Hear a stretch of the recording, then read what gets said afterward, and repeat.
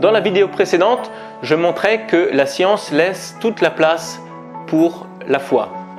Mais ici, je vais répondre à d'autres questions. Il y a des personnes qui pensent « ouais, la science et la foi sont incompatibles parce qu'elles s'opposent sur un certain nombre de points. » Par exemple, on ne peut pas croire au miracle en tant que scientifique. Eh bien là, je dirais que c'est simplement une question de présupposer. Si on pense qu'il n'y a rien comme cause au-delà du monde observable et du monde naturel, alors forcément, il n'y aura pas de miracle. Mais penser qu'il n'y a rien au-delà du monde naturel et strictement observable n'est pas une conclusion scientifique, c'est un présupposé. Le scientifique ne peut pas statuer s'il existe quelque chose en dehors de son champ d'expertise. Si par l'inverse, on présuppose qu'il existe Dieu, alors il n'est pas choquant du tout de penser qu'à un moment donné précis de l'histoire, dans des circonstances particulières, il intervient directement dans sa création pour venir en aide à son peuple. D'autres vont dire oui, mais bon, on ne peut pas quand même croire en tant que scientifique que la Terre a été créée en 6 jours.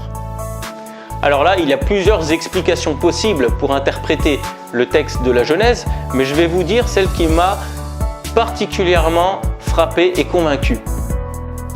En fait, lorsque l'on observe avec attention le texte hébreu de la Genèse, on se rend compte qu'il est construit de manière extrêmement esthétique, presque poétique. Dans un texte poétique ou dans un texte esthétique, il n'est pas choquant du tout de dire que la Terre a été créée en 6 jours. En plus du nombre de mots soigneusement calculés, nous pouvons voir qu'il y a des parallélismes, des refrains, des jeux de mots, des jeux de sonorités dans le texte hébreu du chapitre 1 de la Genèse. Ce texte contient en plus une symétrie extrêmement travaillée. Observez ceci. Pour moi, c'est comme dire le soleil se lève à l'est et se couche à l'ouest. Tout le monde va dire ok, on est d'accord. Et pourtant, il n'y a rien de plus faux parce que ce n'est pas le soleil qui fait le tour de la Terre, mais c'est la Terre qui tourne sur elle-même pour définir une journée. Ainsi, dans un langage commun, dans un langage courant qui ne se veut pas strictement scientifique, il n'est pas choquant d'utiliser des images ou de faire des approximations.